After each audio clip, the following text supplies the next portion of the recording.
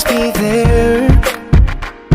Ever since we were 10, baby, when we were out on the playground. Mahal na lalaking hindi gwapo, basta gwapo panalo, ano, gwapo lang ang gusto. Tapos kapag niloko kayo, dinadamay nyo lahat na lalaki sa mundo. Nakesyo lahat na lalaki, manluloko. Bakit?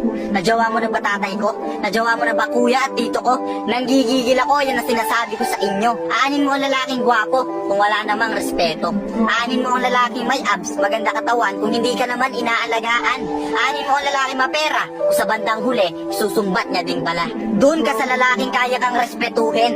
Doon ka sa lalaking aalagaan at hindi ka niya pababayaan. Doon ka sa lalaking hindi mapresyo pero hindi nawawala yung pagpapahalaga niya sa'yo.